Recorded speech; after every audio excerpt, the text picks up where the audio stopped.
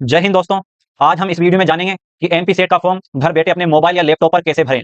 तो दोस्तों इसके लिए सबसे पहले आपको गूगल ओपन कर लेना है। उसके बाद में गूगल पर सर्च करना है mpsc.nic। इस पर क्लिक करोगे वैसे ही आपके सामने पोर्टल खुलकर आएगा। जैसे ही इस पे आप सबसे पहले जो आया एमपीपीएससी मध्य प्रदेश, इस पर क्लिक करना है। इस पर क्लिक करने के बाद जो पोर्टल आपके सामने खुलेगा उसको आपको नीचे स्क्रॉल करना है। जैसे ही आप नीचे स्क्रॉल करोगे उसके बाद में राइट साइड में आपको अप्लाई ऑनलाइन का जो ऑप्शन दिखेगा इस पर आपको क्लिक करना है। इस पर जैसे आप क्लिक करोगे तो फिर से थोड़ा सा नीचे स्क्रॉल करके आपके सामने यहाँ पर सबसे पहला ऑप्शन दे रखा है सेट का। इसके सामने लिंक, राइट साइड में लिंक दे रखा है। लिंक के नीचे जो ये निशान बना हुआ है इस पर क्लिक करना है। और जैसे ही आपके सामने ये पोर्टल खुलकर आएगा, सबसे पहले आपको एप्लीकेशन फॉर्म यहाँ पर जो दिख रहा है उसके जस्ट सामने राइट साइड में एक्शन के नीचे जो पहला ऑप्शन है इस पर आपको क्लिक करना होगा। जैसे आप इस पर क्लिक करते हो आपके सामने खुलकर आएगा। दोस्तों सबसे पहले आपको जो है ब्लू कलर में विज्ञापन क्रमांक 01 सेट परीक्षा 2024 इस पर क्लिक करना पड़ेगा सबसे पहले आपको। जैसे आप इस पर क्लिक करोगे आपके सामने नोटिफिकेशन पीडीएफ के रूप में आएगा। इससे आप ब्रेक ले सकते हो यहाँ से आप इसके बाद में। और फिर यहाँ पर राइट का जो निशान लगाना है। उसके बाद दोस्तों सबसे पहले आपको सबसे नीचे आना है और आई एक्सेप्ट के ऊपर क्लिक करना है। जैसे आप इस पे क्लिक करोगे आपके सामने ये पोर्टल खुल जाएगा और यहाँ पर जो जानकारी मांग रहा है उसको आपको भरना पड़ेगा। सबसे पहले दोस्तों राज्य पात्रता परीक्षा हेतु ऐच्छिक विषय चुनें। आप किस विषय से एमपी सेट का एग्जाम देना चाहते हैं उसका चयन कर लो। उसके बाद में दोस्तों आप पीजी कौन से सब्जेक्ट से कर रहे हैं उसका चयन कर लो। यहाँ पर हिंदी से कर रहे हैं। अगर आप पहले से किसी नेट या सेट के एग्जाम में पास हैं तो उसका विवरण यहाँ पर दे दो, या तो पास हो तो यस कर दो, और अगर आपके पास कोई भी नेट या सेट का कोई भी प्रमाण पत्र नहीं है तो नो कर दो। उसके बाद दोस्तों नीचे चलना है। उसके बाद अभ्यर्थी परीक्षा में सम्मिलित होने के लिए अर्हता का चुनाव करें। इस पर क्लिक करते हैं तो इसमें दो ऑप्शन आ रहे हैं, क्या आपकी पीजी कंप्लीट हो चुकी है या फिर अभी रनिंग में चल रही है। जैसे आप रनिंग का चूज करते हो तो आपके सामने एक और ऑप्शन खुलकर आता है, चयनित अर्हता हेतु वर्ष सेमेस्टर का चुनाव करें।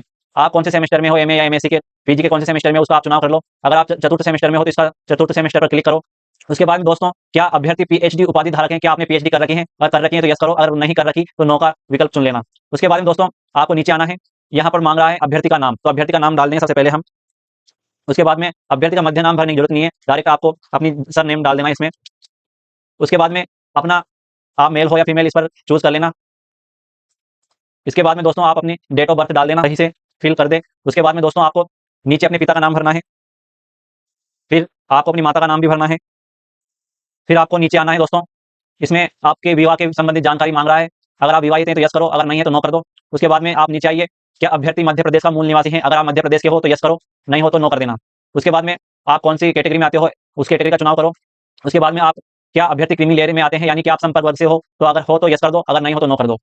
उसके बाद दोस्तों जाति का नाम एससी एसटी ओबीसी के लिए, यानी आप कौन सी जाति से हो आप जाति का नाम डाल दो यहाँ पर। इसके बाद दोस्तों आप नीचे आइए, यहाँ पर आपका जाति का प्रमाण पत्र से जानकारी मांगी गई है। सबसे पहले जारीकर्ता का पदनाम। दोस्तों यहाँ पर क्या आएगा, यहाँ पर जहां से आपकी जाति बनकर आई है, कौन से विभाग, जिस अधिकारी ने आपकी जाति को बनाकर भेजा है उसका विभाग में उसका पद क्या था, उसका यहाँ पर फिलअप करना है। दोस्तों मैं आपको बताता हूँ एक बार, ये मेरी जाति है, जाति प्रमाण पत्र। यहाँ पर जो सबसे नीचे दे रखा है ये आर बी सिंडोस्कर, इनका जो क्या पद है उनके बारे में यहाँ लिखना है। अनुविभागीय अधिकारी, अनुविभागीय अधिकारी के यहाँ से बनकर आई है, तो इसका विवरण हमें वहां पर भरना है। अनुविभागीय अधिकारी, सब डिविजनल ऑफिसर के यहाँ से ये मेरा जाति का प्रमाण पत्र बनकर आया है। उसके बाद में दोस्तों प्रमाण पत्र जारी करने वाले जिले का नाम आपको यहाँ पर सेलेक्ट करना है। मेरा यहाँ पर श्योपुर से बना हुआ है तो इसमें श्योपुर सेलेक्ट कर लूंगा। उसके बाद में आपको प्रमाण पत्र क्रमांक यहाँ पर भरना पड़ेगा। उसके बाद में दोस्तों आपको प्रमाण पत्र जारी होने का दिनांक यहाँ पर भरना है, कब से आपका प्रमाण पत्र बनकर तैयार हो चुका है, किस दिन से जारी हुआ है उसकी तारीख यहाँ पर भरनी है। उसके बाद दोस्तों आपको नीचे आ जाना है, क्या आप दिव्यांग हैं 40% से अधिक तो आपको यस करना है, अगर नहीं है तो नो कर देना है। उसके बाद में यहाँ पर नीचे आ जाएंगे, क्या अभ्यर्थी कभी सेवा से पृथक करने के दंड से दंडित किया गया है, अगर यस तो यस कर देना, और नो अगर नहीं किया गया तो नो कर देना। आपके विरुद्ध कोई आपराधिक प्रकरण लंबित है, आपके ऊपर कोई केस चल रहा हो तो उसके लिए यस कर देना, अगर नहीं चल रहा तो नो कर देना। क्या अभ्यर्थी आयोग की किसी परीक्षा अथवा चयन की विवर्जित अवधि में है, अगर हो तो यस कर देना, ना हो तो नो कर देना। इसके बाद में दोस्तों हमें परीक्षा केंद्र का विवरण दे रखा है, परीक्षा केंद्र चुनना है, कहाँ का हम अपना पेपर के लिए सेंटर चाहते हैं उसको सेलेक्ट कर लेंगे। पहले नंबर पे हमने भोपाल, दूसरे नंबर पे ग्वालियर, और तीसरे नंबर पर इंदौर, और चौथे नंबर पर हमने जबलपुर भर दिया।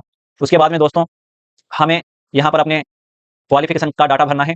सबसे पहले हाई स्कूल या 10वीं, तो सामने यहाँ पर 10वीं का नाम डाल देना है। उसके बाद में दोस्तों हमने डिवीजन में हमने पास की थी, और 10वीं में हमारे पास क्या क्या सब्जेक्ट थे उसकी जानकारी भर देनी है। सभी सब्जेक्ट इस एक ही कॉलम में आएंगे, हिंदी, इंग्लिश, मैथ, बाकी और जो भी सब्जेक्ट हो आपके पास उसकी जानकारी भी यहाँ पे भरनी है। 10वीं में आपको आपका पेपर कितने नंबर का था वो भर देना है, उसमें से आपको कितने अंक प्राप्त हुए हैं उसकी जानकारी यहाँ पर भर देनी है। और जैसे आप प्रतिशत वाले कॉलम पर क्लिक करोगे तो आपकी यहाँ पर प्रतिशत दिखा देगा। उसके बाद दोस्तों आपको अपनी डिवीजन सेलेक्ट करनी है, 83 पे फर्स्ट डिवीजन होती है। बोर्ड संस्था का नाम भरना है, हमने ये एमपी बोर्ड से की थी, जहां से भी आपने 10वीं की परीक्षा पास की है उसकी जानकारी यहाँ पर भरनी है। कौन से सन में पास की थी उसकी जानकारी आपको यहाँ पर भरनी है, और आपका रोल नंबर यहाँ पर भरना है, आपका रोल नंबर क्या था उसके बारे में आपको जानकारी देनी है। उसके बाद दोस्तों आपको 12th की जानकारी भरनी है, 12th क्लास, ये भी हमने डिवीजन में पास की थी। और इसमें आपके पास कौन कौन से सब्जेक्ट थे उसकी जानकारी आपको इसी एक ही कॉलम में भरनी है। मैथ, फिजिक्स, केमिस्ट्री, इसके अलावा आपके पास जो जो सब्जेक्ट हो 12th में उसकी जानकारी इसी एक ही कॉलम में भरनी है। आपका पेपर, पूरे पेपर कितने नंबर का था टोटल? 500 नंबर का। तो 500 नंबर में से आपको कितने प्राप्त हुए उसकी जानकारी आपको भर देनी है। जैसे आप प्रतिशत वाले डिब्बे पर क्लिक करोगे आपको प्रतिशत दिख जाएगी। उसके बाद दोस्तों आपको डिवीजन सेलेक्ट करनी है। उसके बाद में आपको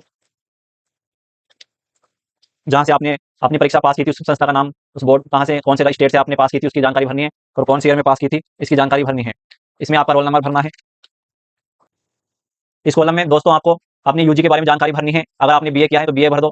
उसके बाद में आपके पास बीए में कौन कौन से सब्जेक्ट थे उसके बारे में आपको यहाँ पर जानकारी भरनी है। जितने भी सब्जेक्ट हैं सभी एक ही इस कॉलम में आएंगे। उसके बाद में परीक्षा कितने नंबर की थी, आपने कितने हासिल किए। उसके बाद में जैसे इस डिब्बे पर क्लिक करोगे आपकी प्रतिशत दिख जाएगी, कौन सी डिवीजन में पास किया था आपने, फर्स्ट डिवीजन में, और कौन सी यूनिवर्सिटी से आपने की थी है, उसकी जानकारी आपको यहाँ पर भर देनी है। उसके बाद में दोस्तों अभी आपने कौन सा, अभी लास्ट में जो आपने जिस पेपर को उत्तीर्ण किया है उसकी जानकारी भरनी है। तो MA second same, MA third same जो भी आपने पास किया हो उसकी जानकारी भरनी है आपको। उसके बाद में दोस्तों डिवीजन, अगर डिवीजन में पास किया डिवीजन भर देना है। आपने कहाँ से पास की, कौन सी संस्था से पास की इसकी जानकारी भर देनी है। कौन से सन में पास किया है उसकी भी जानकारी भरनी है। आपका रोल नंबर क्या है उसके बारे में आपको भरना है। उसके बाद में दोस्तों आपको अपना राज्य चुनना है, अपना पता भरना है, कहाँ से हो आप, जिला भरना है आपका, पता डालना है आपका पूरा। उसके बाद में दोस्तों आपको पिन कोड भरना है। उसके बाद में आपके घर के आसपास और क्या चीज़ें जिससे आपके घर की पहचान होती है उसके बारे में आपको जानकारी भरनी है।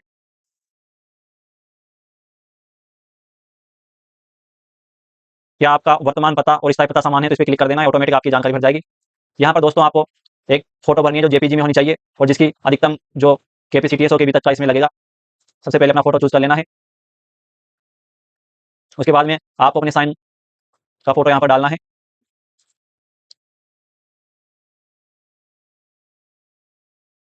उसके बाद दोस्तों आपको अपना मोबाइल नंबर यहाँ पर डालना है। यहाँ पर आपको अपना ईमेल एड्रेस डालना है। जैसे ही दोस्तों आप नीचे आएंगे यहाँ पर आपको इस डिब्बे में क्लिक करना है और उसके बाद में आपको वेरिफिकेशन कोड को यहाँ पर भरना है। जैसे ही आप नेक्स्ट पर क्लिक करोगे आपके सामने अगर आपने कोई गलती की है तो वो यहाँ पर आ जाएगा।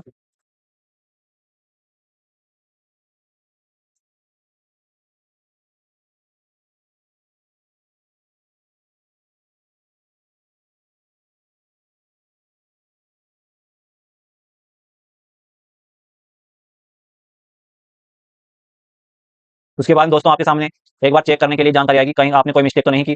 अगर कोई मिस्टेक नहीं है तो ओके पर क्लिक कर देना है। जैसे आप इस पर क्लिक करते हो आपके सामने एक खुलकर आ जाएगा। यहाँ पर एक बार चेक कर लो आपने जो भी भरा है वो सही है, जो भी जानकारी भरी है। उसके बाद में दोस्तों प्रोसीड टू पेमेंट पर आपको क्लिक करना है। जैसे आप इस पर क्लिक करोगे आपके सामने 3 ऑप्शन आ जाएंगे। इस किसी के भी माध्यम से आप इसकी फीस जमा कर सकते हो, नेट बैंकिंग या डेबिट कार्ड, जिससे भी आप सही लगे उसको कर देना। उसके बाद में दोस्तों जैसे आप यहाँ पर अपनी फीस जमा करोगे आपके सामने आपका फॉर्म आ जाएगा जो आपने भरा है, उसको आप पीडीएफ निकलवा सकते हैं, प्रिंट निकलवा सकते हैं। दोस्तों ये थी आज के लिए जानकारी। हमने सीखा एमपी सेट का फॉर्म कैसे भरना है घर बैठे अपने मोबाइल या लैपटॉप पर।